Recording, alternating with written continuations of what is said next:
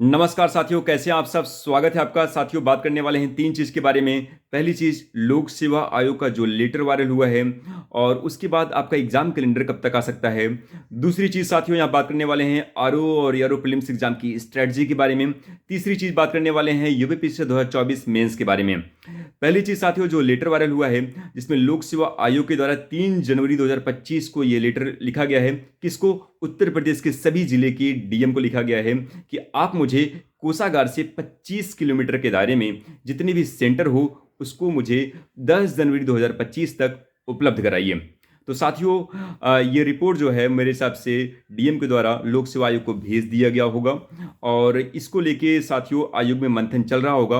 और जब भी कुछ बड़ा जो है फैसला लेना होता है आयोग में, तो मंगलवार या फ्राइडे को एक परंपरा रही है कि मीटिंग के द्वारा डिसाइड करके बड़े फैसले लिए जाते हैं। और मुझे ऐसा उम्मीद है कि फ्राइडे यानी 17 जनवरी को एक ज़रूर आयोग में कैलेंडर को लेकर मीटिंग हो सकती है।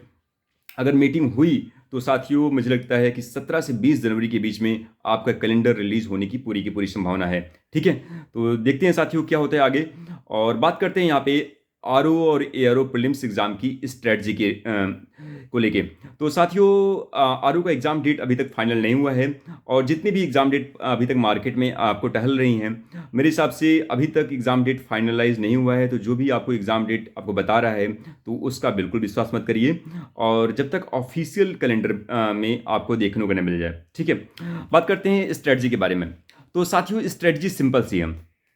सिंपल से क्या है कि आप इस समय सबसे बड़ा डिफिकल्टीज है करंट अफेयर। क्यों करंट अफेयर साथियों बड़ा अनएक्सपेक्टेड हो गया है। कितने मंथ को पूछा जाएगा आपको कुछ भी पता नहीं, कैसा पूछा जाएगा आपको कुछ भी पता नहीं। इतने सारे डाटा फैक्ट्स पूछ ले जा रहे हैं कि करंट अफेयर के क्वेश्चन को सही करना सबसे बड़ी डिफिकल्टी हो गई है। ऐसे में साथियों, आपका जो कोर सब्जेक्ट है उस पर आपको सबसे ज़्यादा फोकस करना चाहिए। कोर सब्जेक्ट कौन सा है? जैसे पॉलिटी है। पॉलिटी आप एम लक्ष्मीकांत की बुक उठाइए, अच्छे से ढंग से पढ़ लीजिए। एक किताब है, अच्छे से पढ़ लेंगे तो साथियों एक दो क्वेश्चन, अगर एक एक दो क्वेश्चन सिली मिस्टेक से गलत हो गया, लेकिन साथियों 90% क्वेश्चन आपके सही हो जाएंगे। ठीक है, साथ में फ्रेंड्स साइंस है। साइंस में साथियों कॉन्सेप्ट वही चलता है, इसमें कुछ बदलता नहीं है। तो आप साइंस की जो है लूसेंट, घटनाचक्र, पीवाईक्यू वगैरह लाइए, अच्छे से इसको पढ़ लीजिए। आपके 90% क्वेश्चन सही हो जाएंगे। ठीक है, इसमें कोई दिक्कत होने वाली बात नहीं। एक बार ढंग से तो पढ़िए। तीसरी चीज साथियों की ज्योग्राफी है। एनसीईआरटी बुक्स है, उसको जिसमें 11th 12th की एनसीईआरटी बुक है उसको लाइए, घटनाचक्र की पीवाईक्यू कर लीजिए, आपका काम हो जाएगा। अच्छे से एक बार पढ़ लीजिए। जो कोर सब्जेक्ट है बहुत ज़्यादा इंपॉर्टेंट होती है। अगर आपकी कोर सब्जेक्ट में स्ट्रॉन्ग पकड़ है तो साथियों करंट अफेयर को बैलेंस करके आप प्रीलिम्स हर बार निकाल लेंगे, कोई दिक्कत नहीं है। साथ में फ्रेंड्स जो हिस्ट्री है, इसके लिए स्पेक्ट्रम की एक आप जो है बुक पढ़ लीजिए मॉडर्न के लिए, और एनसीईआरटी के लिए आप जो है एंशियंट और जो है मिडल पढ़ लीजिए। तो हिस्ट्री, ज्योग्राफी, पॉलिटी और साइंस, ये साथियों आपका कोर सब्जेक्ट है। एक बार अच्छे से इसको आप कॉन्सेप्ट क्लैरिटी के साथ अच्छे से ढंग से कोर फैक्ट्स वगैरह अच्छे से पढ़ लेंगे तो साथियों आपके क्वेश्चंस जो है सही हो जाएंगे। ठीक है, ये सब चीज़ें साथियों भूलता नहीं है, बस आप अच्छे से थोड़ा सा पढ़ लीजिए। ठीक है, फिर आपको केवल करंट अफेयर तैयार करना पड़ेगा एग्जाम के टाइम में, तो आपको लोड नहीं होगा। ठीक है, तो ये सब चीज़ें हैं साथियों। तो अब जो मैंने आपसे अभी टेलीग्राम चैनल आप ज़रूर से ज़रूर ज्वाइन कर लीजिएगा साथियों, इसका लिंक मैं आपको कमेंट बॉक्स में दूंगा। तो टेलीग्राम जैसे मैंने आपसे कहा है कि आपको एनुअल करंट अफेयर जो आपने यूपीपीएससी 2024 प्रीलिम्स के लिए पढ़ा है उसको ज़रूर पढ़िएगा। वो साथियों आपके मेंस एग्जाम 2024 आप मेंस एग्जाम देंगे, उसमें भी आपसे बहुत सारी कमेटी की रिपोर्ट, इंडेक्सेज और बहुत सारी चीज़ें पूछा जाता है, तो आपके मेंस में भी काम आएगा एनुअल करंट अफेयर। साथ में फ्रेंड्स आरओ और एआरओ प्रीलिम्स का कब तक करंट अफेयर पूछेंगे, कब तक आपको कुछ आइडिया नहीं है, तो आप वही एनुअल करंट अफेयर आपने पीसीएस प्रीलिम्स को लेके बहुत ज़्यादा मेहनत किया है, तो आपको बहुत ज़्यादा मेहनत अब तो नहीं करना पड़ेगा। बस आप थोड़ा थोड़ा बीच बीच में जो है वीक में एक दो बार ज़रूर उसको पलट पलट के पन्ना थोड़ा सा अगर आप देखते रहेंगे तो आपको भूलेगा नहीं। साथ में फ्रेंड्स इस टाइम जो मंथली है, चाहे आप क्रॉनिकल पढ़ते हैं या फिर घटना चक्र की पढ़ते हैं, तो उसको कोई एक लाइएगा और उसको आप जो है उससे आप कंप्लीट करते चलेंगे तो आपको दिक्कत नहीं होगी। ठीक है, तो ये हो गया साथियों जीएस की बात। बात करते हैं हिंदी। तो हिंदी साथियों आरओ का जो हिंदी है वो मुझे लगता है सबसे कमज़ोर, मतलब सबसे कमज़ोर कड़ी है आरओ को एग्ज़ाम की, और आराम से इसमें साथियों आप 50 से लेके 55 क्वेश्चन इजीली सही कर सकते हैं। क्योंकि साथियों विलोम है, विलोम आपको खुद यहाँ पे रटना पड़ेगा, इसमें कुछ करना नहीं है। पर्यायवाची है, इसको भी आपको रटना पड़ेगा। कोई अच्छी सी आप एक बुक ले लीजिए, साथ में PYQ क्वेश्चन जो घटना चक्र की आती है उसको आप ले लीजिए, आपका काम हो जाएगा। विलोम है, तत्सम तद्भव है, पर्यायवाची है, विशेषण विशेष है, अशुद्धियाँ हैं। तो इसमें साथियों सब चीज़ें आपको केवल यहाँ पे रटने वाली चीज़ें हैं। तो अगर आप जितना अच्छे से एक किताब को लेंगे, साथ में PYQ लेंगे, जितना अच्छे से आप रटेंगे, आपकी उतनी ज़्यादा क्वेश्चन सही हो जाएंगे।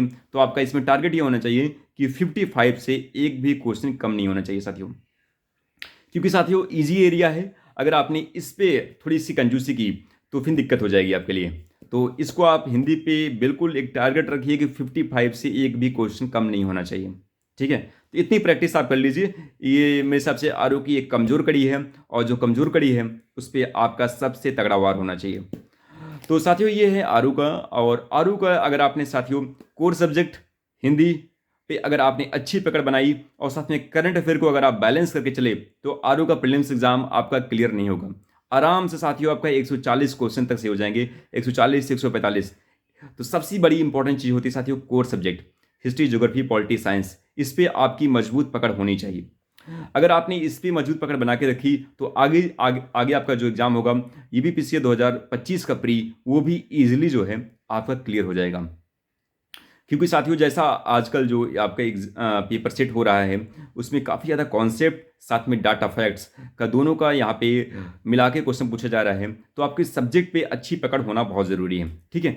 अब बात करते हैं साथियों यूपीपीसीए 2024 मेंस को लेके। तो साथियों मेंस को लेके मैंने आपसे जो टारगेट कहा है, जैसे कि आप PYQ जो है यूपीएससी की PYQ पेपर जो है ख़त्म करिए, टारगेट वाइज ख़त्म करिए, पेज वाइज आप उसको टारगेट बनाइए। और साथ में फ्रेंड्स यूपीपीसीएस मेंस का PYQ जो है उसको टारगेट वाइज ख़त्म करिए।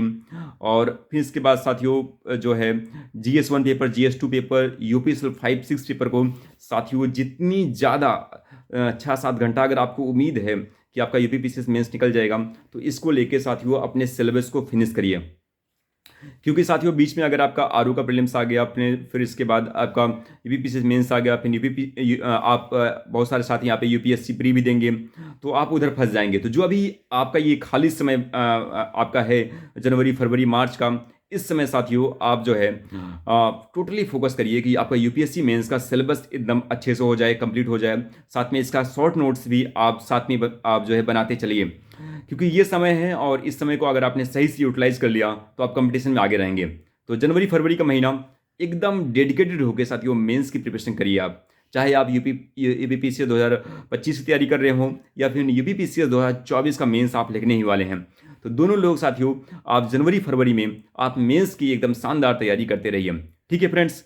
एंड मिलते हैं नेक्स्ट वीडियो में। एंड अगर आप नए आए हैं तो साथियों चैनल को सब्सक्राइब करिएगा और वीडियो को लाइक करिएगा। Thank you so much.